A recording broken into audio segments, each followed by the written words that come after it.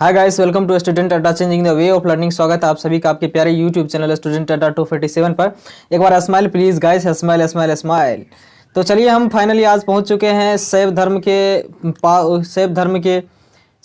पे, जहां हम हिस्ट्री कर रहे हैं। और हिस्ट्री में मैं बता दूं कि आप सभी के सामने मैं डिटेल्स डिस्कशन लूसेंट जीके करवा रहा हूं आप सभी के सामने।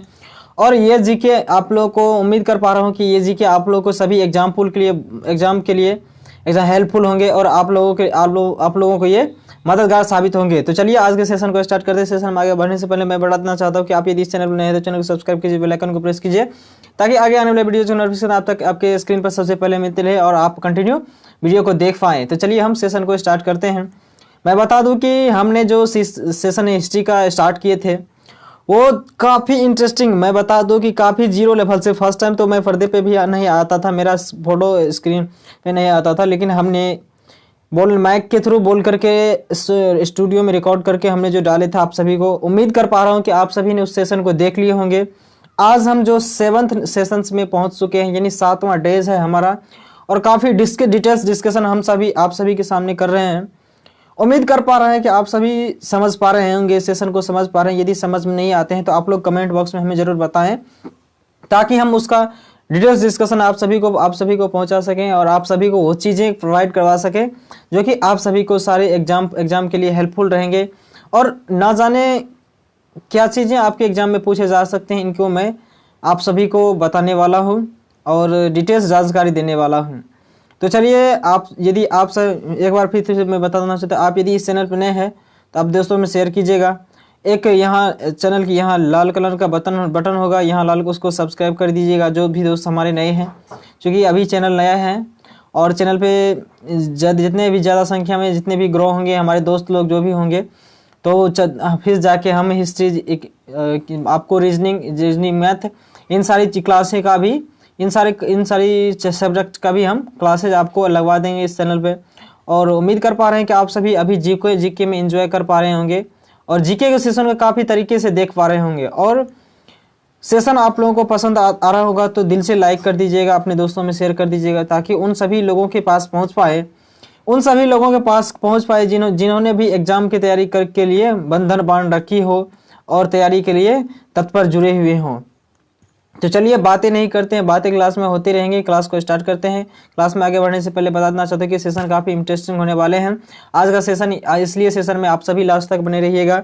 और इस सेशन को पढ़ने के बाद आप सबों को शैव धर्म के मैं बता दूं कि आज जो हमारा टॉपिक्स 8वां नंबर है, डेज नंबर 7 है और टॉपिक्स नंबर 8वां है, जिसमें हम शैव धर्म को कंप्लीट पढ़ने वाले हैं। शैव धर्म को आप सभी के सामने डिटेल्स जानकारी देने वाले हैं।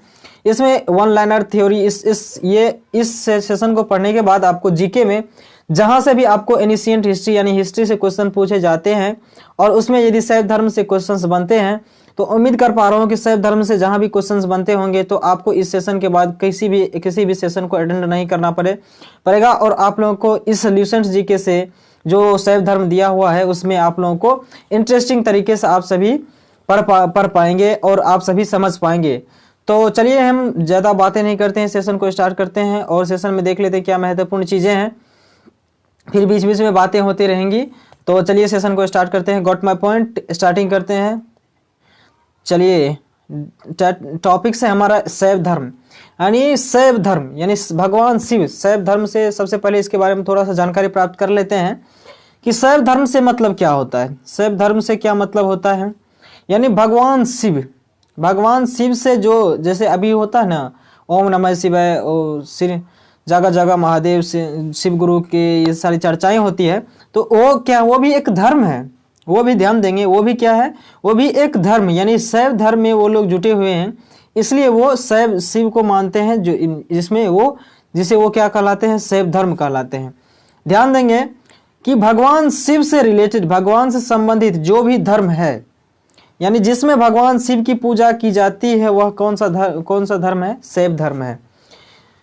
मैं बता दूं कि इसमें मैं डिटेल्स जानकारी देने वाला हूं आपको, इसलिए ध्यान कंसंट्रेशन पावर आप लोग फोकस पे दीजिए, कंसंट्रेशन पर फोकस कीजिए। और मैं अच्छी तरीके से समझाने वाला हूं, इसलिए क्लास में लास्ट तक कंसंट्रेट हो करके ध्यान केंद्रित करके अपने इस सेशन में बने रहिएगा, क्योंकि मैं आपको एक 30 लैंग्वेज में भी समझाने वाला हूँ इस सेशन को। तो आप सभी सेशन में लास्ट तक बनाइएगा। चलिए स्टार्ट करते हैं। शैव धर्म यानी भगवान शैव से रिलेटेड, शिव से रिलेटेड जो भी धर्म है उसे शैव धर्म कहते हैं।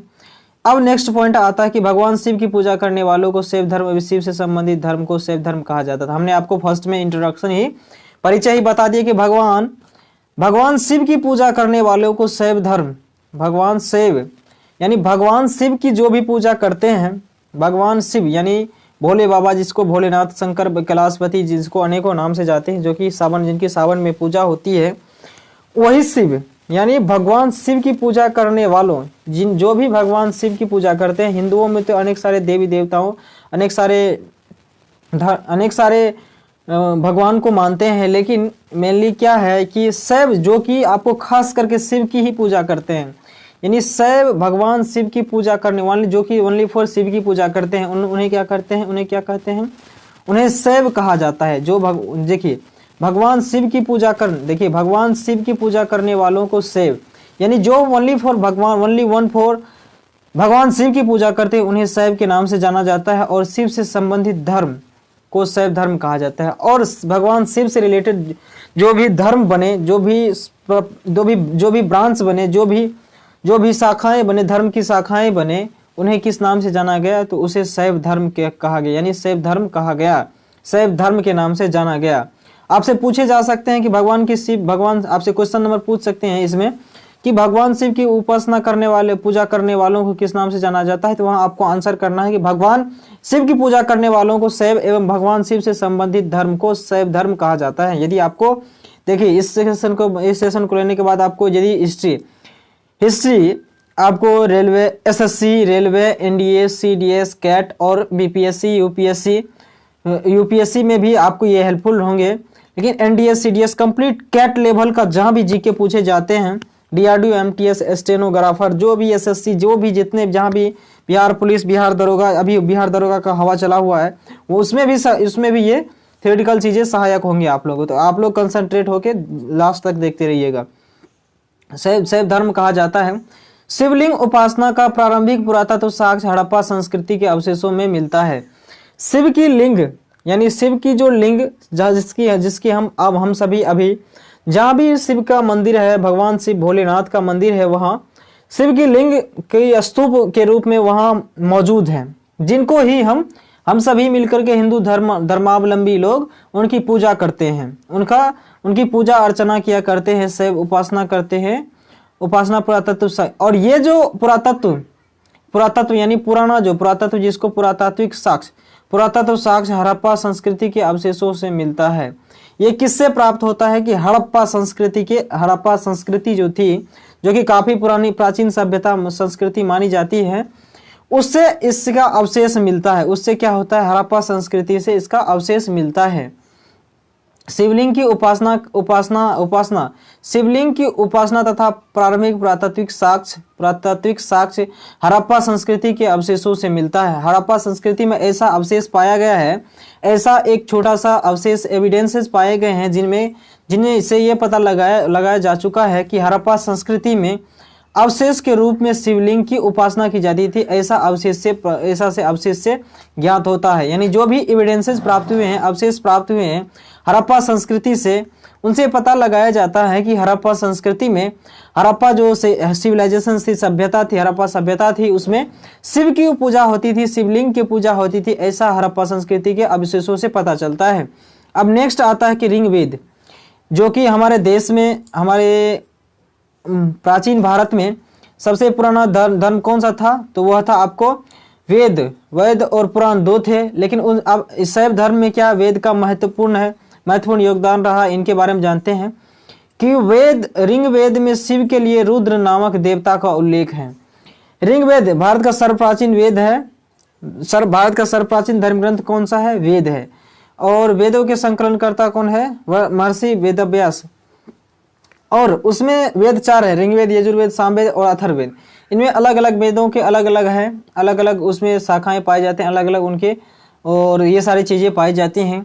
लेकिन उसमें जो है ऋग्वेद में जो है, ऋग्वेद में भगवान शिव यानी शिव के लिए शिव के लिए शैव धर्म यानी जिस ऋग्वेद में शिव के लिए रुद्र नामक देवता को उल्लेख है।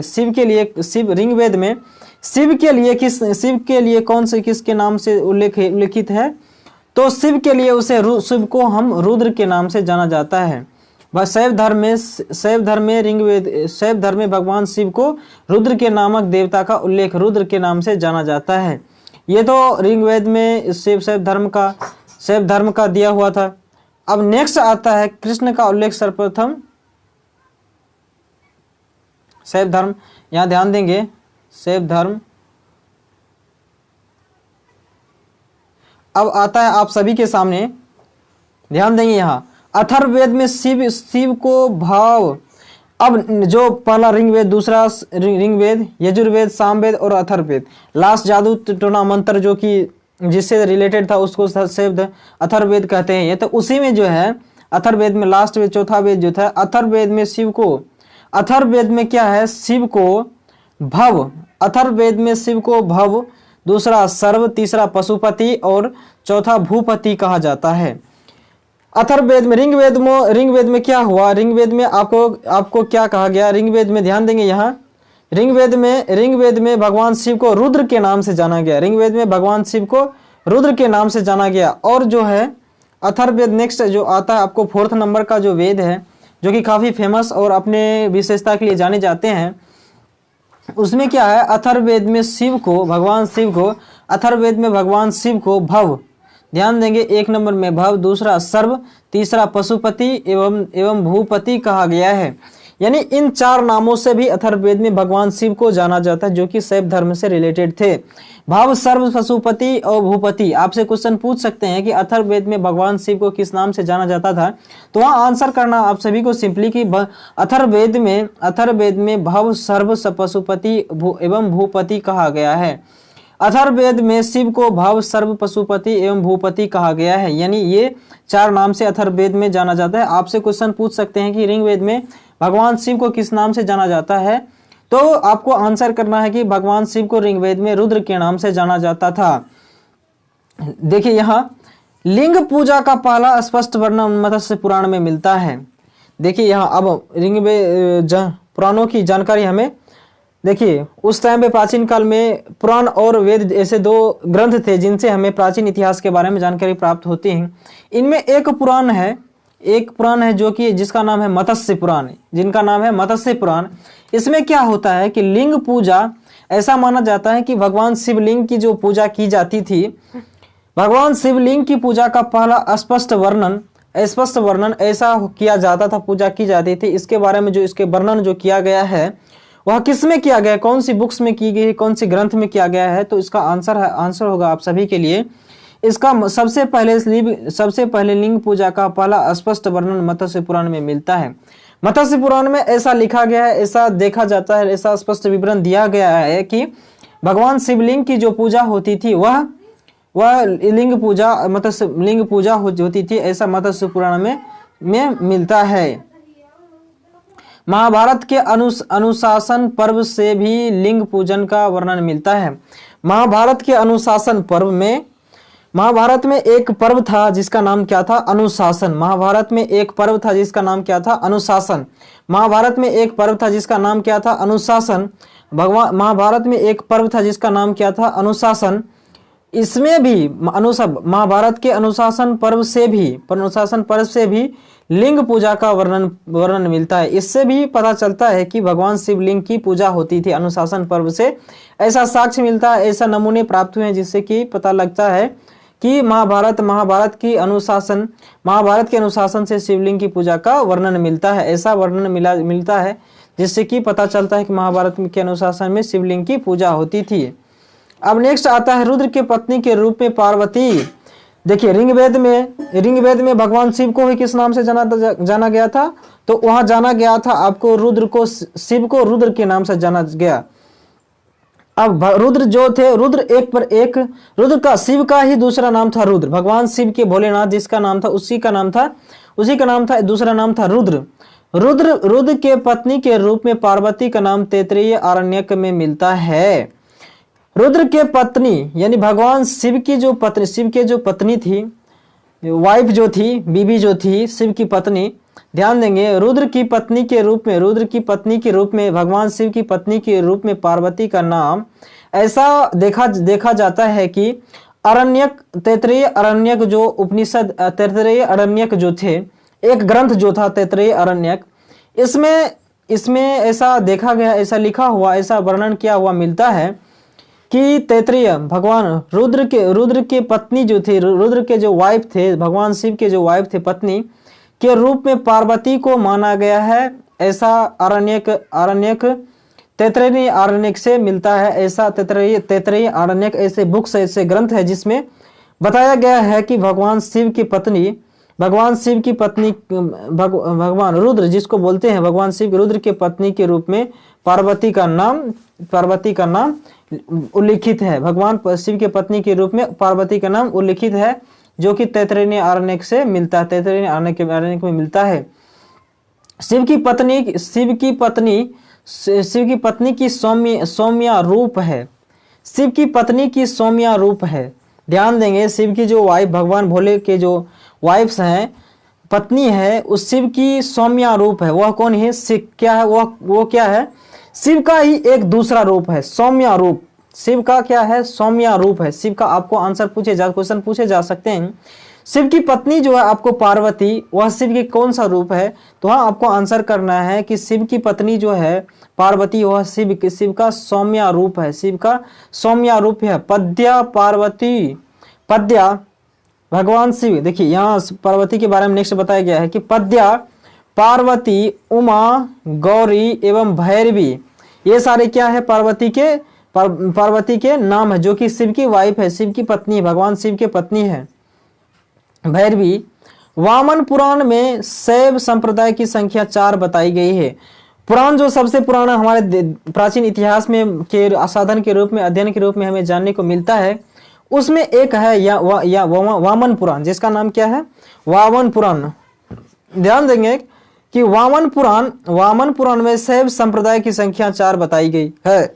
वामन पुराण में ऐसा लिखा हुआ है, ऐसा देखा गया है कि शैव की संप्रदाय जो थी, शिव की संप्रदाय जो भी ब्रांच थे, शाखाएं थी, वह कितनी बताई गई है? वह 4 बताई गई है। भगवान शिव की वामन पुराण में शैव संप्रदाय की संख्या कितनी बताई गई है?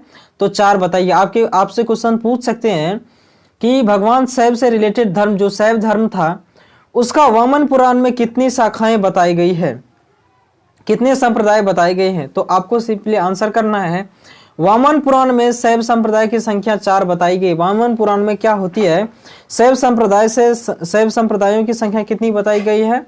शैव संप्रदायों की संख्या 4 बताई गई है। शैव संप्रदायों की संख्या 4 बताई गई है। और ये 4 कौन कौन से थे? ये 4 है। पहला है पाशुपत संप्रदाय, दूसरा है कपालिक संप्रदाय, तीसरा है कालामुख संप्रदाय, चौथा है लिंगायत संप्रदाय। यानी वामन पुराण में शैव संप्रदायों की संख्या कितनी बताई गई है? शैव संप्रदायों की संख्या 4 बताई गई। वामन पुराण ऐसे बुक्स हैं, ऐसे ग्रंथ हैं जिनमें शैव संप्रदाय से रिलेटेड 4 संप्रदायों के बारे में बताई गए, जिनमें है पाशुपत, दूसरा कापालिक, आंसर 1 नंबर में है पाशुपत, दूसरा नंबर में है कापालिक, तीसरा नंबर में है कालामुख और चौथा नंबर में है लिंगायत। ये 4 शाखाएं थे, चार संप्रदाय थे जो कि शैव धर्म से रिलेटेड थे। अब नेक्स्ट आगे बढ़ते हैं। पाशुपत संप्रदाय का सर्वाधिक प्राचीन जो कि पहला संप्रदाय तो पाशुपत था। पाशुपत संप्रदाय शैवों का सर्वाधिक प्राचीन संप्रदाय है। उसमें क्या है कि ये 4 जो संप्रदाय हैं, इनसे ये पता लगता है कि कौन सबसे पुराना है, कौन उससे भी कम पुराना है, कौन नया है। यानी इन चारों को बनाने का मेन मोटिव ये बताया गया है, ये स्पष्ट किया गया है कि ये 4 जो संप्रदाय जो बटे हुए थे, 4 जो बनाए गए थे संप्रदाय शैव धर्म में, इनसे ये देखने को मिलता है कि शैव धर्म में कौन से संप्रदाय पहले आए, कौन प्राचीन है, कौन सबसे पहले आए और कौन बाद में आए, यानी नए बने कौन से। तो इस 4 संप्रदायों के पढ़ने से यही जानकारी स्पष्ट होती है कि शैव धर्म में कौन से संप्रदाय पहले बने यानी प्राचीन है और कौन संप्रदाय नवीन है यानी कौन आधुनिक है। तो इसमें जो है पाशुपत संप्रदाय शैवों का सर्वाधिक प्राचीन संप्रदाय है। इसमें जो पहला पाशुपत संप्रदाय है, यह शैवों का, शैव धर्म से रिलेटेड जो शैव धर्म है उसमें उसका क्या है, यह सबसे प्राचीन संप्रदाय है। उसका क्या है, यह सर्वप्राचीन संप्रदाय है, सर्वप्राचीन संप्रदाय है।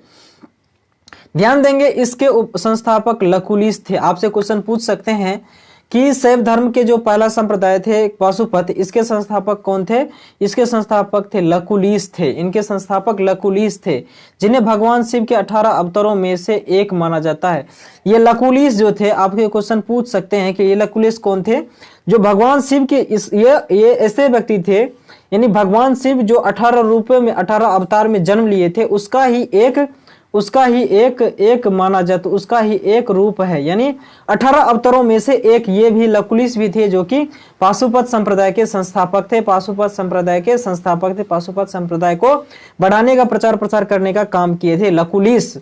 लकुलिस का एक माना जाता है। पाशुपत संप्रदाय के अनुयायी, ध्यान देंगे कि पाशुपत संप्रदाय के अनुयायी, पाशुपत संप्रदाय में जो भी लोग व्यक्ति जुड़े हुए थे, जो भी इनके अनुयायी शिष्य थे, अनुयायियों को पंचार्थिक कहा गया है। इसे किस नाम से जाना जाता था? इसे पंचार्थिक के नाम से जाना जाता है। इन्हें पंचार्थिक कहा जाता था। यानी पाशुपत संप्रदाय के अनुयायियों को पंचार्थिक कहा जाता था, कहा गया है। यानी पाशुपत संप्रदाय में जो भी, ध्यान देंगे, पाशुपत संप्रदाय के अनुयायी जो भी शिष्य थे, शिष्य को किस नाम से जाना जाता था? तो शिष्य को पंचार्थिक कहा गया है। शिष्य को किस नाम से जाना गया है? उसे पंचार्थिक कहा गया है। शैव धर्म में जो पहला संप्रदाय आता है पाशुपत, इसमें इसके अनुयायी, इसके जो भी चेले हुए पाशुपत संप्रदाय के, जिसके संस्थापक लकुलिस थे, इन्होंने जो भी चेले बनाए अपने लेवल से, अपने स्तर से, अपने ज्ञान का वर्णन करके शैव धर्म के बता में प्रचार प्रसार करने के बाद, तो उन्हें किस नाम से जाना जाता था? उन्हें पंचार्थिक नाम कहा गया। पंचार्थिक इस मत का प्रमुख सैद्धांतिक ग्रंथ पाशुपत सूत्र है। इस मत का प्रमुख सैद्धांतिक, ये जो पाशुपत संप्रदाय थे, इस मत का प्रमुख सैद्धांतिक ग्रंथ पाशुपत सूत्र है। इस पहला जो पाशुपत संप्रदाय है, आप आंसर करेंगे, ध्यान से सुनिएगा। इस पाशुपत संप्रदाय के प्रमुख सैद्धांतिक, इसके जो प्रमुख लिखे हुए सैद्धांतिक जो लिखे हुए होते हैं उन्हें सैद्धांतिक कहते हैं। और जो थ्योरेटिकल जिसको बोल सकते हैं सैद्धांतिक ग्रंथ कौन सा है? पाशुपत सूत्र है। कौन सा ग्रंथ है? पाशुपत सूत्र है। ऐसे जो कि पाशुपत संप्रदाय सूत्र है, पाशुपत सूत्र है। श्रीकर पंडित एक विख्यात पाशुपत आचार्य थे। इसके संस्थापक भी हुए पाशुपत में, और इसमें पंडित भी हुए, जो कि श्रीकर पंडित एक विख्यात पाशुपत आचार्य थे। पाशुपत भगवान शिव से रिलेटेड जो पहला संप्रदाय था पाशुपत, इसके प्रमुख आचार्य के रूप में आचार्य यानी पंडित के रूप में कौन थे? श्रीकर पंडित ऐसे व्यक्ति हुए जो कि पाशुपत संप्रदाय के एक पाशुपत संप्रदाय के आचार्य थे, पाशुपत संप्रदाय के आचार्य थे। कपालिक संप्रदाय नेक्स्ट आता है। कपालिक संप्रदाय के इष्ट देव भोगवा। कपालिक संप्रदाय के इष्ट देव, दूसरा जो कपालिक संप्रदाय है, इसके इष्ट देव जो भी इष्ट व्यक्ति थे, गणमान्य व्यक्ति थे, इष्ट देव भैरव थे। इष्ट देव कौन से थे? ये भैरव थे। कपालिक संप्रदाय के इष्ट देव जो भी जाने माने लोग थे, ज्ञानी बुद्धि लोग थे, वह कौन थे? वह इष्ट देव थे, इष्ट देव भैरव थे। इष्ट देव, कपालिक संप्रदाय के इष्ट देव यानी उच्च लोग, जानकार लोग कौन थे? भैरव थे। इस संप्रदाय का प्रमुख केंद्र श्री शैल नामक स्थान था। ये जो पहला आपको कपालिक संप्रदाय जो है, इस संप्रदाय का प्रमुख केंद्र कौन सा था? केंद्र भी शैल नामक स्थान था। इसका आपसे क्वेश्चन पूछे जा सकते हैं कि कपालिक संप्रदाय के इष्ट देव कौन थे? भैरव थे। और इस कपालिक संप्रदाय का प्रमुख केंद्र कौन सा था? तो श्री शैल नामक स्थान था। श्री शैल नामक ऐसे स्थान थे जो कि कपालिक संप्रदाय के लिए जाने जाते थे। कपालिक श्री शैल ऐसे संस्था थे जो कि इस संप्रदाय का केंद्र श्रीशैल नामक स्थान पर था। कपालिक संप्रदाय के इष्ट देव कौन थे? कपालिक संप्रदाय के इष्ट देव आपको भैरव थे, जो जिसका केंद्र कहाँ था? सेंटर कहाँ था? प्रमुख केंद्र कहाँ था? प्रमुख केंद्र आपको श्रीशैल नामक स्थान पे था। तो ये था पॉइंट। अब नेक्स्ट देखते हैं, जो कि है कालामुख संप्रदाय के अनुयायियों को शिव पुराण में महाव्रतधर कहा गया है। ध्यान देंगे कि कालामुख संप्रदाय के अनुयायियों को शिव पुराण में महाव्रतधर कहा गया है। यानी तीसरा जो संप्रदाय था शैव धर्म से रिलेटेड, जो कि शैव धर्म से संबंधित था, वो था आपको कालामुख। कालामुख जिससे क्या है, कालामुख संप्रदाय जो थे, संप्रदाय के अनुयायी, कालामुख संप्रदाय के जो भी शिष्य थे, जो भी चेले थे, अनुयायियों को शैव पुराणों में, शिव से रिलेटेड जो पुराण है, शैव से रिलेटेड जो ग्रंथ है, शैव पुराणों में महाव्रतधर कहा गया है। यानी ये महाव्रतधर व्यक्ति थे जो कि कालामुख संप्रदाय के शिष्य थे। यानी कालामुख संप्रदाय के अनुयायियों को शैव पुराणों में महाव्रतधर कहा गया है, महाव्रतधर कहा गया है। इस संप्रदाय के लोग नर कपाल में ही भोजन, जल तथा सुरापान करते थे। ये ऐसे व्यक्ति थे, ये एक प्रकार से जिंदा भूत थे। यह ध्यान दीजिए कि कालामुख संप्रदाय के अनुयायियों को शिव पुराण में महाव्रतधर कहा गया है।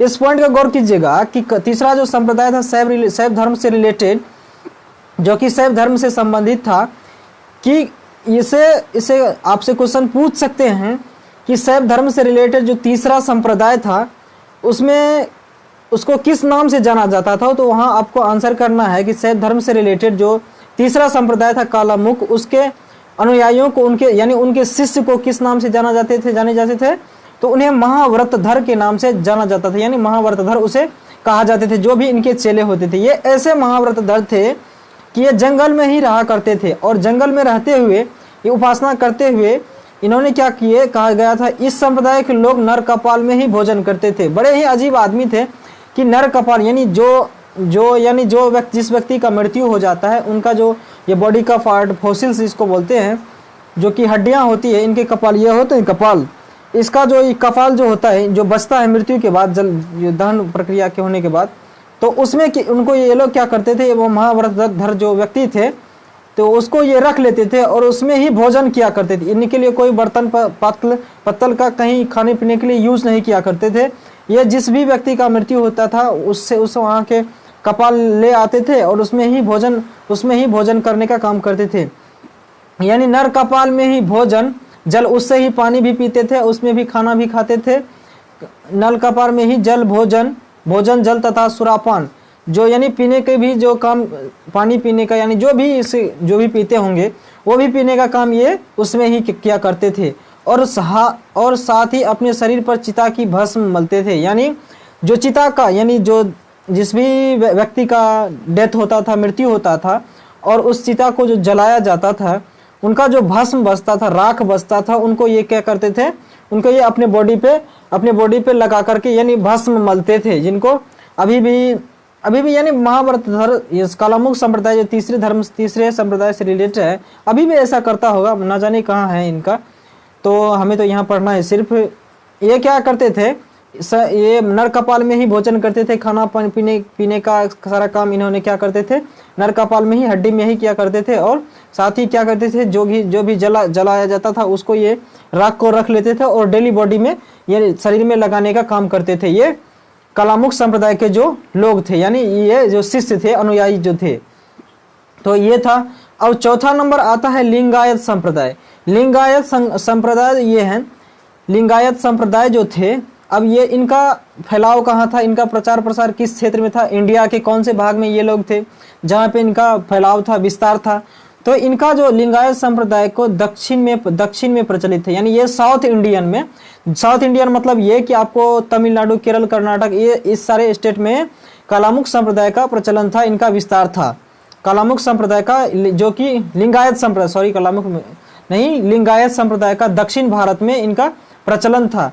इसे जंगम भी कहा जाता था। इन्हें आपसे क्वेश्चन पूछ सकते हैं कि लिंगायत संप्रदाय शैव धर्म से रिलेटेड जब भी क्वेश्चन पूछेंगे उसमें आपसे क्वेश्चन ये भी पूछे जा सकते हैं कि लिंगायत, इसका जो चौथा संप्रदाय था शैव धर्म से रिलेटेड, जो कि लिंगायत संप्रदाय था, इनका विस्तार कौन से एरिया में थे, कौन से क्षेत्र में थे। तो वहाँ आपको ऑप्शन दिए हुए रहेंगे कि उत्तरी भारत, दक्षिणी भारत, पूर्वी भारत और पश्चिमी भारत। तो वहाँ आपको सिंपली आंसर करना है कि शैव धर्म के जो लिंगायत संप्रदाय थे, चौथा संप्रदाय थे, इनका विस्तार कहाँ हुआ था, दक्षिण भारत में हुआ था, दक्षिण में प्रचलन था। इन्हें जंगम भी कहा जाता है। इन्हें और किस नाम से, दूसरा क्वेश्चन बनेंगे, इन्हें और किस नाम से जाना जाता था। तो वहाँ आपको आंसर करना है, इन्हें जंगम के नाम से भी जाना, इनका जो दूसरा नाम जो था, इन्हें जंगम भी कहा जाता था। इस संप्रदाय के लोग शिवलिंग की उपासना करते थे। ये लोग बड़े ही भोले भाले थे। यानी अब आते हैं जो ये इससे ऊपर जो 3 थे, जो कि आपको कौन कौन से थे। तीसरा जो कि तो पहला था आपको पाशुपत, दूसरा था कपालिक और तीसरा था लिंगायत। ये यानी ये जो 3 जो थे ये अजीब अजीब इनका व्यवहार था। और जो ये चौथा जो आते हैं लिंगायत ये इन्हें जंगम भी कहा जाता था। और इस संप्रदाय के लोग जो थे ये भोले भाले थे, ये थोड़ा स्टैंडर्ड काम किया करते थे और अच्छे जीवन जीने का काम किया करते थे। इन्हें स्टैंडर्ड इसलिए कहा जाता था कि इसलिए ये लोग जो थे ये शिवलिंग की उपासना, यानी इन लोग क्या करते थे, एक मंदिर प्रॉपरली मंदिर भगवान शिव की मंदिर बना करके उसमें शिवलिंग को स्थापित करके और उसकी उपासना किया करते थे। उसके बारे में पूजा पाठ जो भी होता है धर्म से रिलेटेड, सब धर्म से रिलेटेड वो काम करने का ये लोग किया करते थे।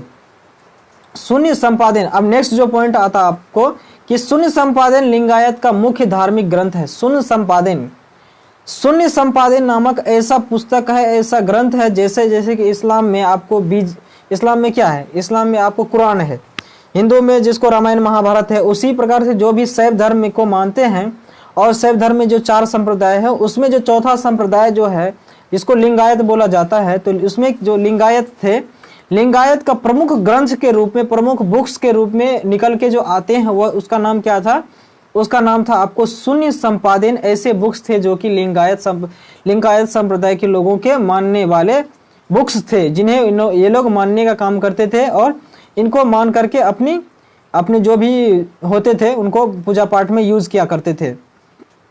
वसव पुराण में लिंगायत संप्रदाय के प्रवर्तक अल्लभ प्रभु वसव पुराण तो ढेर सारे हैं, लेकिन उसमें एक पुराण आता है कि आपको वसव पुराण में लिंगायत संप्रदाय के प्रवर्तक वसव पुराण एक ऐसे पुराण में लिखे हुए ऐसा मिला है कि वसव पुराण में लिंगायत जो संप्रदाय थे, चौथा संप्रदाय शैव धर्म से रिलेटेड संबंधित संप्रदाय के लिंगायत उसमें ये बताया गया है कि चौथा धर्म जो कि अच्छे भोले भाले थे और ये सिस्टमेटिक ढंग से काम किया करते थे, तो उसमें वसव पुराण में लिंगायत संप्रदाय के प्रवर्तक के रूप में, ऐसा इसके फाउंडर के रूप में, प्रवर्तक के रूप में किसे जाने जाते हैं, अल्लभ प्रभु। बड़े ही अजीब नाम है, अल्लभ प्रभु के नाम से अल्लभ प्रभु ऐसे व्यक्ति थे जो कि लिंगायत संप्रदाय के फाउंडर यानी संस्थापक के रूप में जाने जाते, तथा इसके उनके शिष्य बासव को बताया गया है। और उसके जो शिष्य थे, अल्लभ प्रभु के शिष्य बासव थे, इन दोनों आदमी को लिंगायत संप्रदाय के फाउंडर के रूप में, संस्थापक के रूप में जाना जाता है, यानी बताया गया है। इस संप्रदाय को वीर शिव संप्रदाय भी कहा जाता है। यह जो चौथा जो संप्रदाय था इसे किस नाम से जाना जाता था, इन्हें और एक दूसरा नाम से वीर शिव नामक संप्रदाय भी कहा जाता है, यानी ये वीर शिव, भगवान वीर के शिव यानी वीर शिव संप्रदाय के नाम से भी जाना जाता है। 10वीं शताब्दी 10th सेंचुरी के आसपास 10वीं शताब्दी में मत्स्येंद्र नाथ ने श्रीनाथ संप्रदाय की स्थापना की। 10वीं सेंचुरी के आसपास क्या होता है कि एक व्यक्ति आते हैं जिसका नाम क्या था, मत्स्येंद्र नाथ। मत्स्य माने मतलब मछली होता है, संस्कृत का लैंग्वेज है, लेकिन यह इनका नाम है। मत्स्येंद्र नाथ नामक एक व्यक्ति आते हैं जिन्होंने क्या करते हैं कि नाथ नामक संप्रदाय की स्थापना करने का काम किए। 10वीं शताब्दी में आपसे क्वेश्चन पूछ सकते हैं कि 10वीं शताब्दी में मत्स्येंद्र नाथ ने कौन से संप्रदाय की स्थापना की थी, तो वहां आपको आंसर करना है कि नाथ संप्रदाय की स्थापना। बड़े ही आसानी से आप लोग याद कर सके कि मत्स्येंद्र नाथ ने नाथ नामक नाथ संप्रदाय की स्थापना की, जो कि कौन सी शताब्दी थी, 10वीं शताब्दी में मत्स्येंद्र नाथ ने नाथ नामक संप्रदाय की स्थापना की। इस संप्रदाय का व्यापक प्रचार प्रसार बाबा गोरखनाथ के समय में हुआ। इस संप्रदाय जो मत्स्येंद्र नाथ संप्रदाय जो था, नाथ नामक जो संप्रदाय थे, इनका जो प्रचार प्रसार करने का जो टाइम पीरियड था उसको वह कौन सा था, संप्रदाय का व्यापक प्रचार प्रसार यानी हाई लेवल पर इनका प्रचार प्रसार कौन किए थे, बाबा गोरखनाथ के समय पे हुआ था। यानी बाबा गोरखनाथ ऐसे व्यक्ति हुए होंगे जो कि नाथ संप्रदाय में, जिनके टाइम पीरियड पे क्या होता कि नाथ संप्रदाय का ज्यादा विस्तार पूर्वक प्रचार प्रसार होता है और इनके बारे में लोग जानते हैं, उसके समय में हुआ। दक्षिण भारत में साउथ इंडिया में दक्षिण भारत में शैव धर्म चालुक्य, दक्षिण भारत में शैव धर्म को चालुक्य, दक्षिण भारत में आपसे क्वेश्चन पूछ सकते हैं, दक्षिण भारत में चालुक्य, राष्ट्रकूट, जो कि ये सारे वंश है। मैं आपको आगे पढ़ाऊंगा भी इसके बारे में डिटेल जानकारी कि चालुक्य, राष्ट्रकूट, ये सारे चालुक, राष्ट्रकूट, पल्लव एवं चोलों के समय लोकप्रिय रहा। ये सारे शासक हैं जिनके टाइम पीरियड में शैव धर्म काफी फेमस रहे, प्रसिद्ध, लोकप्रिय हुए, पॉपुलर रहा। पल्लव काल में शैव धर्म का प्रचार प्रसार नयनारों द्वारा किया गया। पल्लव काल में, पल्लव नामक जो शासक थे, पल्लव काल में शैव धर्म का प्रचार प्रसार नयनारों द्वारा किया गया। पल्लव काल में क्या होता है कि ये शैव धर्म का प्रसार प्रसार किनके द्वारा किया जाता है, क्या किया गया, तो नयनारों के द्वारा किया गया, नयनारों के द्वारा किया गया। नयनार संतों की संख्या, नयनार जो संत थे, नयनार कौन थे, नयनार एक संत की डिपार्टमेंट थी, नयनार की संस्था थी, जिन्होंने शैव धर्म के प्रचार प्रसार करने का काम किया करते थे। उनको बताने का, लोगों में इनके प्रति, शैव धर्म के प्रति जागरूकता फैलाकर उनमें जोड़ने का काम किया करते, नहीं प्रचार प्रसार करने का। सिंपली इनका मोटिव था कि शैव धर्म को बढ़ाना और शैव धर्म के बारे में बताना, ताकि लोग इनकी और शैव धर्म की ओर अग्रसित हो और शैव धर्म में जुड़े। जो कि शैव धर्म, देखिए इनमें है नयनारों संतों की संख्या 63 बताई गई है, जो कि जिनमें क्या है, नयनार संतों ने प्रचार प्रसार करने का साउथ इंडियन में किया। तो इसकी संख्या जो है, इनकी संख्या लगभग के आसपास नियर बाय 63 बताई गई है, यानी 63 बताई गई है, जिनमें कि अपार, जिनमें कौन से थे, जिनमें अपार तिरुज्ञान, पहला है अपार, दूसरा है तिरुज्ञान, तीसरा है संबंदर एवं चौथा है सुंदर मूर्ति। आदि के नाम उल्लेखनीय है, यानी आदि के नाम, ये जो 3-4 दिए हुए यहाँ, लेकिन इसके अलावा भी 63 टोटल मिला के 63 थे, यहाँ 3-4 का नाम दिए गए हैं। अपार तिरुज्ञान, संबंदर एवं सुंदर मूर्ति आदि के नाम उल्लेखनीय है, आदि के नाम उल्लेखनीय है, आदि के नाम उल्लेखनीय है, आदि के नाम उल्लेखनीय है, आदि के नाम उल्लेखनीय है, आदि के नाम क्या है, उल्लेखनीय है।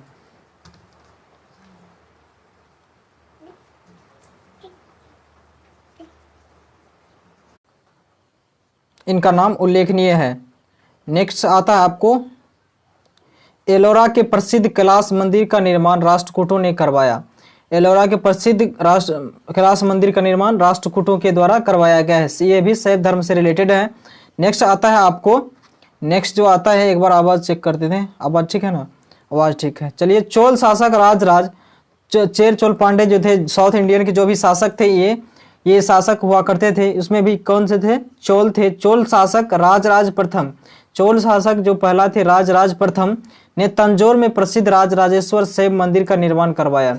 आपसे क्वेश्चन पूछ सकते हैं कि राजराजेश्वर शैव मंदिर का निर्माण किसने करवाया, राजराजेश्वर शैव मंदिर का निर्माण किसने करवाया, तो राजराज प्रथम ने, जो कि तंजौर के प्रसिद्ध, जो कि तंजौर में अवस्थित है, इन्होंने राजराज प्रथम ने करवाया था, जिसे बृहदेश्वर मंदिर के नाम से भी जाना जाता है। इनका दूसरा नाम क्या है, दूसरा नाम बृहदेश्वर के भी नाम से जाना जाता है। अभी प्रेजेंट टाइम पे इन्हें बृहदेश्वर का मंदिर भी कहा जाता है। कुषाण शासकों की मुद्राओं पर शिव एवं नंदी का एक साथ अंकन प्राप्त होता है।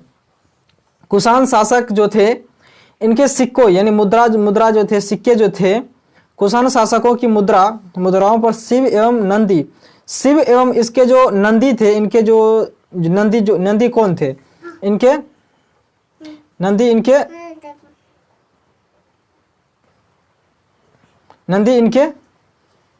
नंदी इनके सेनापति थे, भगवान शिव के सेनापति थे। नंदी इनके साथ क्या होता है, नंदी और शिव का चित्र, यानी कुषाण जो शासक थे, उनकी मुद्रा जो थे, उनके जो पैसे जो थे, उनकी मुद्रा पर नंदी और शिव का चित्र अंकन प्राप्त होता है। पशुपतिनाथ। अब नेक्स्ट आता है, एक छोटा सा पॉइंट्स में आता है आपको नोट्स में, इन्हें ध्यान दीजिएगा कि पशुपतिनाथ मंदिर कहाँ है, ये इनका प्रेजेंट टाइम पे स्थान कहाँ है, इसके बारे में हम डिटेल्स जानकारी प्राप्त करते हैं। यहाँ ध्यान दीजिएगा, नेपाल की राजधानी काठमांडू से 3 किलोमीटर उत्तर पश्चिम में बागमती नदी के किनारे। ध्यान दीजिएगा कि ये पशुपतिनाथ की जो मंदिर है, नेपाल की राजधानी कहाँ है, नेपाल की राजधानी आपको काठमांडू। यहाँ के प्राइम मिनिस्टर कौन है, केपी शर्मा ओली, शर्मा जी यहाँ अभी प्रेजेंट टाइम पे प्राइम मिनिस्टर है।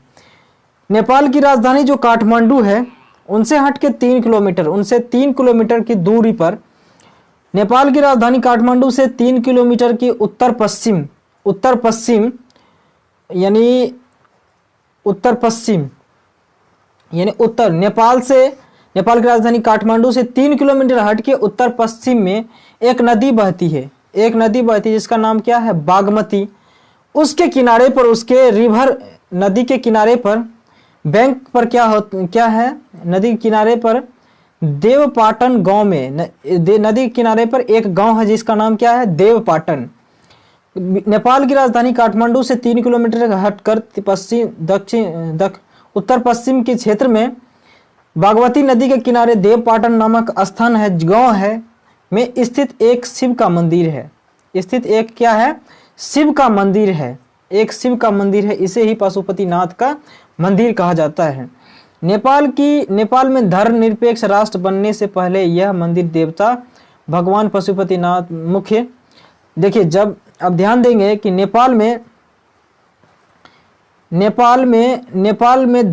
के धर्मनिरपेक्ष राष्ट्र बनने से पहले, नेपाल जब तक धर्मनिरपेक्ष राष्ट्र नहीं बना था, उससे पहले यह मंदिर राष्ट्रीय देवता, उससे पहले यह मंदिर, ध्यान देंगे यहाँ एक लॉजिक वाली पॉइंट्स है कि नेपाल जब तक धर्मनिरपेक्ष राष्ट्र नहीं बना था, उस टाइम पे उससे पहले क्या हुआ करते थे, ये शिव मंदिर राष्ट्रीय देवता भगवान पशुपतिनाथ का मुख्य, ये जब तक ये धर्मनिरपेक्ष राष्ट्र नहीं बने हुए थे ना नेपाल, उससे पहले क्या हुआ करते थे, ये जो पशुपतिनाथ के मंदिर जो थे, ये राष्ट्रीय मंदिर के रूप में जाने जाते थे। और भगवान राष्ट्रीय देवता पशुपतिनाथ का मुख्य निवास स्थान माना जाता था, मुख्य निवास स्थान पशुपतिनाथ का राष्ट्रीय मंदिर माना जाता था, और इसमें पशुपतिनाथ का मुख्य निवास स्थान माना जाता था। इस मंदिर परिसर को सन 1979 में यूनेस्को संस्कृत विरासत स्थल के रूप में, इस मंदिर को क्या होता है, वर्ल्ड हेरिटेज, यूनेस्को के वो हेरिटेज साइट्स जो हैं उनको कितनी संख्या वो भी मैं आगे बताऊंगा आपको, लेकिन उनको क्या हुआ कि 1979 में ही, सन 1979 में ही यूनेस्को के विश्व सांस्कृतिक विरासत स्थल के रूप में सूचीबद्ध किया गया है।